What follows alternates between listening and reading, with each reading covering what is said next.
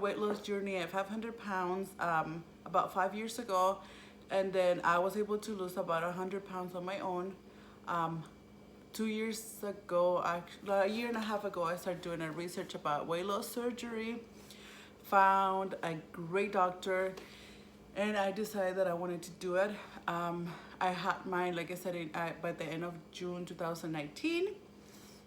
I am down 110 pounds since my surgery, so a total weight loss of 210 pounds from my highest weight. And yeah, I'm just feeling great. The first 100 pounds were probably about in a year and a half, and then after that I wasn't able to lose any more weight, so that's when I decided to do the surgery.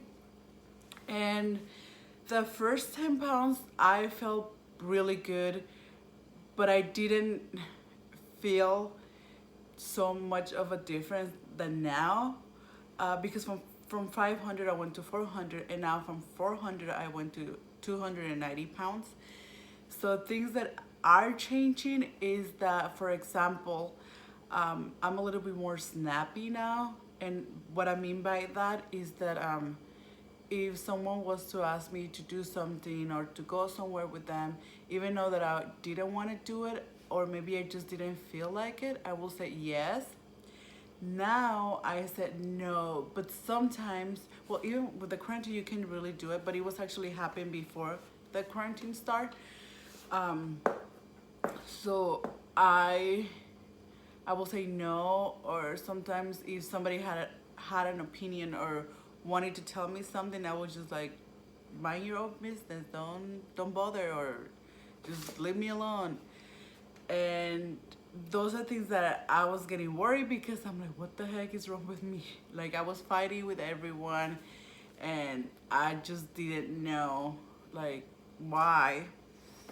So then I have a friend who I met at my general doctor's office, who was going to a weight loss support group, and he said that I should go. It was free, and then he gave me all the details. So I ended up going with him. It was the first week of March, right before, I think it was a week before we went into the quarantine and all these things. So the doctor was really good, and I feel really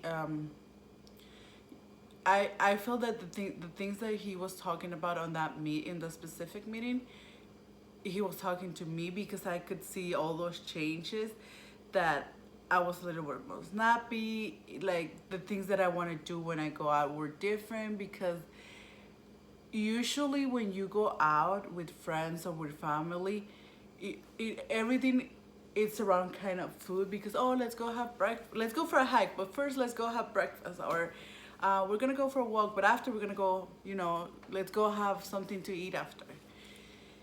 So for me, that was a little different now, because uh, the quantity that I can eat, it's smaller, and it's not only the quantity, but I want to make sure that I'm eating my protein. I want to make sure that I'm getting my vitamins. So it's a little different now. So the things that you have to do with family are a little different, or with friends, and it's not just a change that you're going through, it's a change that your family and your friends are going through with you, because they might not understand what's going on. Because, like, for me, that I used to say yes, or I used to be more, I used to accommodate a little bit more, and now I don't want to. They're like, okay, what happened? Like, who are you? Or for me, that I talk a lot. I have the tendency of talking a lot about workout and about what I eat and what I tend to talk a lot about myself now. And not everybody, um, not everybody wants to hear those things, because they might think that you are just too much into yourself, or you are just too selfish right now, or you should just snap out of it, or this and that. I don't think that the changes that I'm going through are bad changes, because I'm speaking up and I'm saying no when I don't want to do something. but I need to learn how to say those things without being sharp and without hurt anyone's feelings, because just the same way that I'm trying to figure it out, they trying to figure it out, like friends, like I said, family, um, and everybody is in a different journey. So I'm really working on being mindful of others. um, but yes, the person that I have to be the most mindful right now is to myself, because I neglect myself for a long time. I put myself in a second place for a long time, and it didn't take me anywhere. I was killing myself at 500 pounds, and I don't want to do that to myself ever again. So that's something that I wanted to share with you, because it's not only a physical change, but it's very emotional and character wise. Like I said, this is just something that lately is being my main focus, because I wanna be able to speak up for myself, but I also want to do it without hurting or without being rude, because I know I can be that way. I'm not even going to deny that.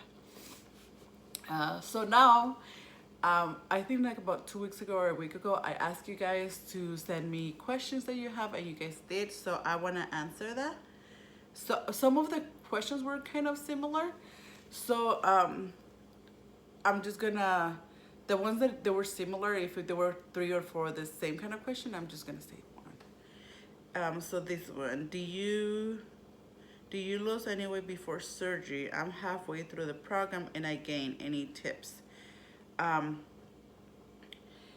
I didn't went through the program. I didn't go to the 3 months. I think that most people go before surgery. Mine was a little different, because my doctor was private, and I did have consultations with that dietitian. It was more of a one-on-one kind of thing, like checking in with her. So I was able to lose 20 pounds before surgery. My surgery was originally scheduled on February. It didn't happen because the approval didn't go through my insurance, and I was really disappointed because I felt that my surgery was just not gonna happen. So from February to June, I actually gained those 20 pounds down. So I was 398 the day of my surgery. um so I don't know what tips could I give you, because I messed up there. What did work for me to lose those 20 pounds is that I got into my thyroid medication. So mine was a little different because I found out I have thyroid problems. So I was taking my thyroid medication, and I was really being mindful of what I was eating. I was trying not to eat after 6, um, and not to eat a lot of sugary stuff. So those are the only 2 things that I actually did. Um, and then somebody else says, how are you doing with social distancing? Honestly, guys, I was already social distancing before all this happened. I tend to I like to go on adventures and I like to go out, but I tend to do those things on my own. Um, because I don't want to be in someone else's time, and I don't want somebody to tell me, oh, I have to go home, or I have things to do. So I kind of tend to do that on my own. The only places that I go before quarantine was my mom, my aunt, my sister in LA. I haven't actually saw my sister in 2 months. I actually saw her at the store because she went grocery shopping nearby, but she was in her car, and I just got off my car just to say hello, wave at her. That was it. But I hadn't seen her in 2 months before that, actually. With my mom, I stopped going to see her for a little while, but I recently went to visit her. But like before, I wash my hands, I change my clothes, I make sure I'm clean. My mom is not going out. My sister, I'm still working. My little sister that lives with my mom, still working too. So she, right after she gets from work, she just go to the shower, and she doesn't actually work with patients. She works by herself, but she still does those kind of things. I also, so I don't know. I'm struggling a little bit just because I can't go out places how I used to go, but I try to not to be not to focus on that because I know there's a lot of people out there who are with their family and who like nurses, doctors who are doing a lot to help us. So I don't want to complain because I feel that my complaints are stupid compared to all the things that they're doing. So that's how I'm doing with social distancing. Hi, I love your style. Thank you. And then, did the surgery help with the bad cravings of food? Did it help with not wanting bad food? Okay, it's all about choices at the end of the day. It did help somewhat because the pre-op diet is it is strict. It's basically just you can have egg whites if you are really hungry. Other I didn't have that. You can have chicken broth. I didn't have that either. All I was doing before my surgery was shakes, my Premier protein shakes, and I think I was having like 4 to 5 a day, and Jello, sugar free. So that was before the surgery, and then after the surgery, I didn't have bread, no pasta, no rice, no sugar, a lot of things that you're not supposed to have. I don't think I actually ate bread till probably 4 or 5 months after my surgery, and even now I can actually live without bread. I will have a tortilla once in a while, but I don't overeat those things. I haven't really had pasta. Probably I try, but I haven't actually served myself like pasta because I want to eat it. I don't crave rice, and rice was one of my favorite things before, but I'm not craving that. What else? I'm not craving. Sugar stuff I do kind of crave once in a while, but I have sugar-free candy, which now I'm trying to stay away from. I kind of my sugar cravings. I was more of a fruit person anyway, so that works for me. Um, I but now that I am 10 months post-op and I can have a little bit more things, like I said, it's about choices because you're still in a calorie deficiency. So I don't want to have a piece. I actually tried a piece of dark chocolate. I'm not even gonna lie. I got a major headache. It was horrible. Never again. I learned my lesson. And I want to be successful, so I want to choose what's best for my body. And right now, I enjoy food. Don't get me wrong. I enjoy what I eat, but I'm mindful of the calories, of the protein, as much as I can. With the quarantine at the beginning, I was struggling a little bit, but I was trying to stay positive. And now that I kind of have again a routine of working out or working, how everything, it is helping a little. So how are your workouts coming along? So I usually pick 6 different exercises, and I do the first 3 exercises, 4 sets, and depending how much weight or what am I focused, like if I want to do more repetitions or if I want to do more weight, it really depends on that. But I think they're coming along pretty good. I feel good.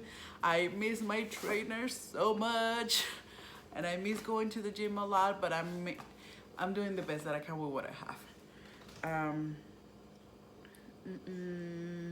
What else?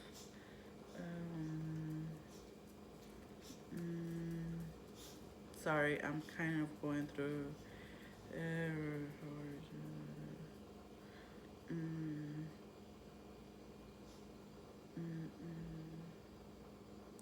They're about the same, so that's what I'm kind of reading through them. Were you scared to have the surgery? How do you overcome that? I was a little nervous about having the surgery, and at some point I was scared, but I was more scared of being 400 pounds and just not waking up one day. So then after that, I had that in my mind, you know what, it's either surgery or you try everything, or I am gonna end up dying. So I overcome that just because I was already risking the way that I being 400 pounds. I was already risking my life. So surgery was, I mean, there's not much risk, but I rather have that risk and say I did everything I could that dying and say you could have, I don't know, you could have done more and you didn't. And I did, and I feel great.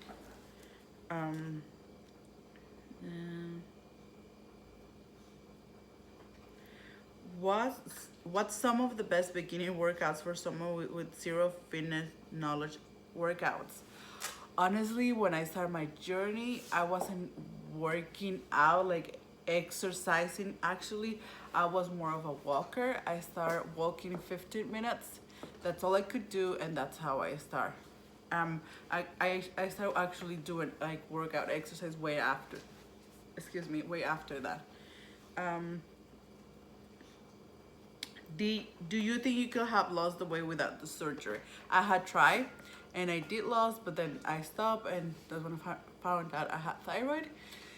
So no, the surgery is a huge tool that is helping me, and I do think that I don't know if I was going to be able to do it on my own because I had tried everything, and this was my last option.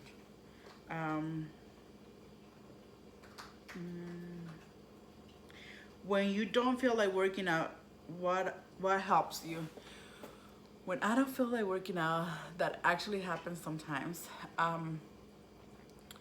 Working out is usually 1 hour, 2 hours for me sometimes out of your day. You still have another 22 hours to worry about what you're gonna eat, or actually rest the 8 hours you sleep. But anyways, so when I don't feel like working out, I think, okay, it's only gonna take me, you just do 10 minutes. That's what I think. Okay, Christina, just go do 10 minutes. You're gonna feel better, and you know this is gonna help you relax. And you need to. You don't always have motivation, honestly, but you need to have a determination. You need to know what is it that you actually want. And I'm not talking about a number on the scale. I'm talking about your health. What's your goal? Do you really want to reach that goal? Then just get up 10 minutes. Do whatever you can, move. Just do something. Because then it's just creating the habit.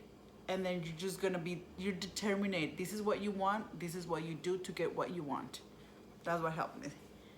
Oh yeah, Tanika. I'm scared to, I already actually answered this one. What else? How do you stay motivated? I'm not always motivated, like I said.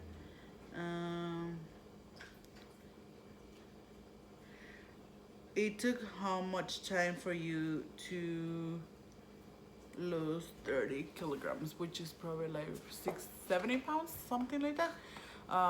The first time that I lost that much was probably about a year. After the surgery, that was about 3 months. So it was a little different. But yeah, that's it, guys. I don't want to make this video way too long, so it's I think 19-20 minutes. So I'm gonna try to make videos more often, and I want to show you guys my outfit. Let me move the chair. I'll show you guys my outfit. This is the Barbie dress.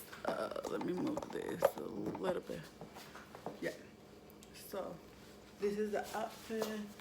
That's the dress that I posted the picture yesterday, and I wanted to dress up, but because we can go anywhere, I'm like, I'll do it for the YouTube video.